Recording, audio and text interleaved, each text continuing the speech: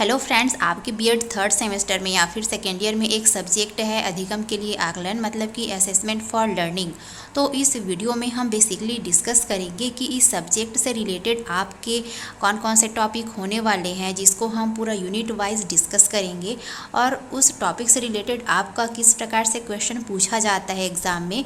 इन सारी चीज़ों पर हम इस वीडियो में वाइडली डिस्कस करेंगे। तो बिना किसी देर किए चलिए शुरू करते हैं।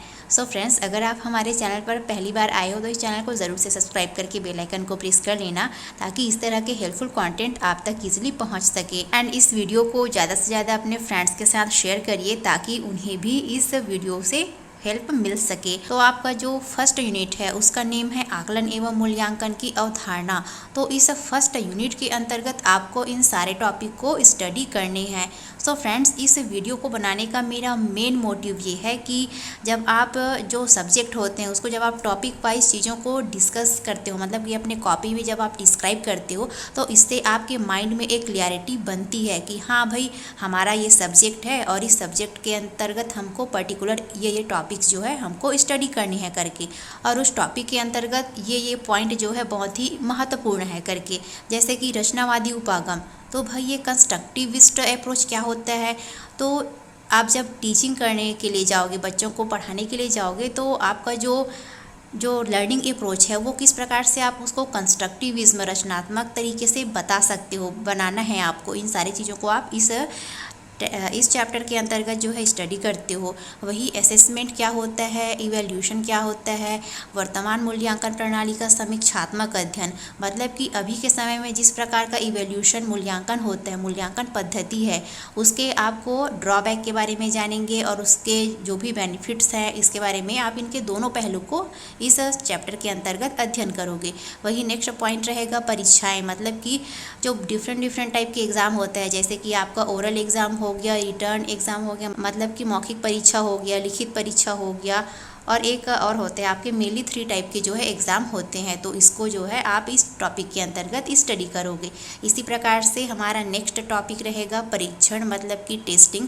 तो टेस्टिंग भी बहुत सारे टाइप के होते हैं। इसको हम मतलब कि परीक्षण क्या होता है, इसके जो भी डेफिनेशन है, इसके कौन कौन से बेनिफिट्स हैं, कितने प्रकार के परीक्षण होते हैं, इसको आप इस चैप्टर के अंतर्गत अध्ययन करोगे। वही नेक्स्ट चैप्टर रहेगा आपका मापन, मतलब कि मेजरमेंट।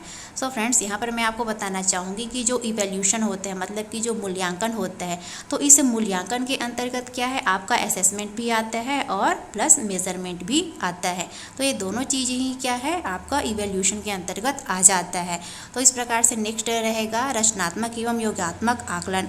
तो यहाँ पर जो असेसमेंट होता है वो मेनली आपका 3 टाइप का होता है। एक होता है योगात्मक आकलन, सेकंड होता है सतत आकलन, और थर्ड होता है व्यापक आकलन, मतलब कि फॉर्मेटिव असेसमेंट हो गया, समेटिव असेसमेंट हो गया, और कंटिन्यूअस एंड कॉम्प्रिहेंसिव असेसमेंट हो गया। तो ये टॉपिक जो है बहुत ही मोस्ट इंपॉर्टेंट है। आपके आने वाले टीचिंग रिलेटेड एग्जाम में भी इन सारे टॉपिक से आपके क्वेश्चन बहुत ही इंपॉर्टेंट क्वेश्चन बनता है। वही नेक्स्ट रहेगा श्रेणीकरण या फिर ग्रेडिंग। तो आप बच्चों को जब टीच करते हो तो लास्ट में आपको उसका इवैल्यूएशन भी करना रहता है। तो वही क्या है, जो ग्रेडिंग सिस्टम होता है, आप अभी के डेट में क्या हो गया है कि बच्चों को आप ग्रेड के थ्रू उनका इवैल्यूएशन करते हो। जैसे कि ए ग्रेड हो गया, A+ हो गया, B+ हो गया, इस प्रकार से। और पहले के टाइम में होता क्या था, उसमें जो है परसेंटेज करके यहाँ पर जो अंक सूची होता था ना, मार्कशीट, उसमें परसेंट करके यहाँ पर डिस्क्राइब किया गया रहता था। लेकिन अब ऐसा नहीं है, ग्रेड सिस्टम हो गया है। तो ये सारी चीज़ों को आप इस चैप्टर के अंतर्गत अध्ययन करोगे। वहीं अब नेक्स्ट पॉइंट है यूनिट सेकंड। तो इस यूनिट के अंतर्गत ये निम्न टॉपिक है, मतलब कि निम्न चैप्टर होने वाले हैं। तो इस यूनिट का नेम है किसका आकलन किया जाना है, मतलब कि हमें किसका असेसमेंट करना है, किस प्रकार से असेसमेंट करना है, किन चीज़ों को ध्यान में रखकर करना है। तो इसमें से फर्स्ट चैप्टर रहेगा सीखने या फिर अधिगम के आयाम एवं स्तर।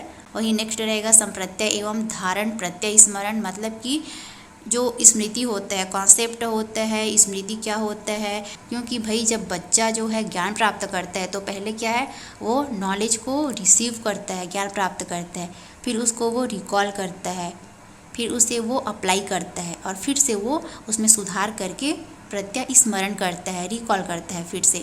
और इस प्रकार से उसका कॉन्सेप्ट जो है बिल्ड होता है, कॉन्सेप्ट संप्रत्यय जो है निर्माण होता है संप्रत्यय का। तो इस प्रकार से इस चैप्टर के अंतर्गत आप इन चीज़ों को स्टडी करोगे। वही नेक्स्ट है विशिष्ट कौशलों का अनुप्रयोग हो गया, कौन कौन से स्किल्स होते हैं, इसका आप किस प्रकार से उपयोग करेंगे।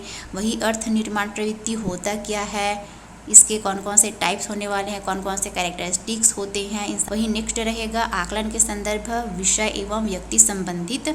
तो इस प्रकार से नेक्स्ट है। तो यहाँ पर हम इन चीज़ों को ज़्यादा वाइडली डिस्कस नहीं करेंगे, नहीं तो फिर ये वीडियो ज़्यादा लेंदी हो जाएगा। तो यहाँ पर मैं आपको सिर्फ जो मेन पॉइंट है उसी बस को डिस्कस करेंगे हम।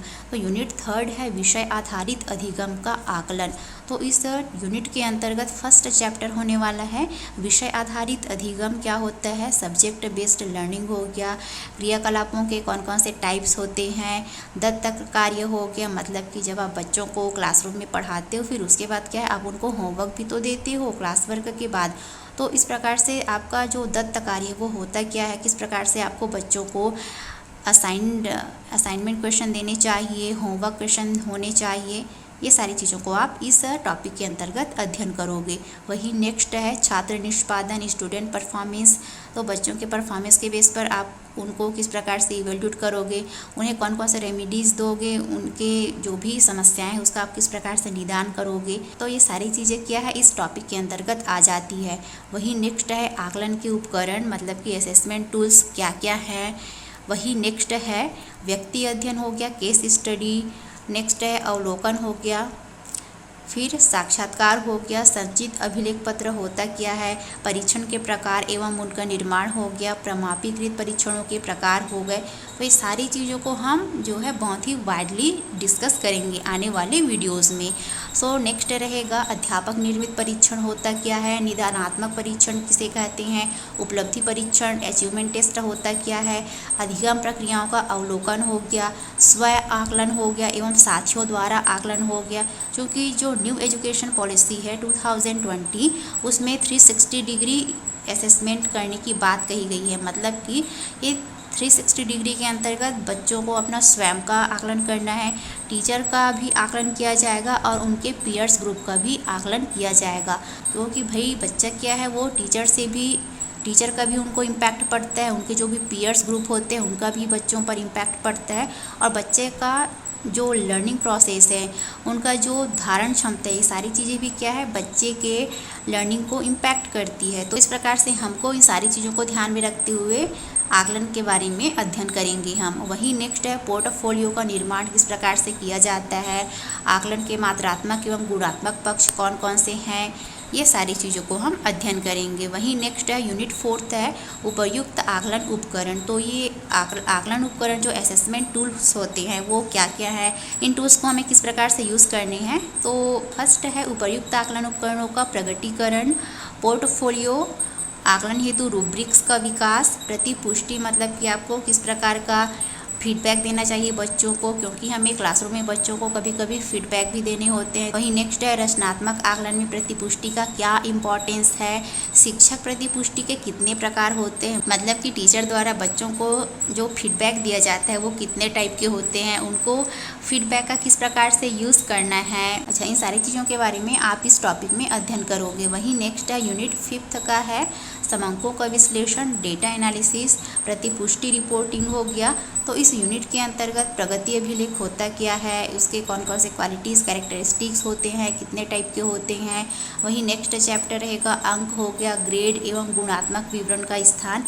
ये फ्रेंड्स ये जितने भी टॉपिक है बहुत ही मोस्ट इम्पॉर्टेंट है, जिसको हमने यूनिट वाइज एक एक करके समझने की कोशिश किए हैं। तो आने वाली वीडियोज़ में हम इन टॉपिक से रिलेटेड जो भी आपके मोस्ट इम्पॉर्टेंट क्वेश्चन टाइप है उसको हम डिस्कस करेंगे। और हमारे कुछ व्यूवर्स ने यहाँ पर रिक्वेस्ट करा है कि मैम हमें इसका बुक लिस्ट भी बताइए करके, तो हम आने वाले वीडियोस में उसको भी कवर करेंगे। तो ये वीडियो आपके लिए हेल्पफुल रही हो तो इसे ज़रूर से लाइक और अपने फ्रेंड्स के साथ शेयर कर लीजिएगा।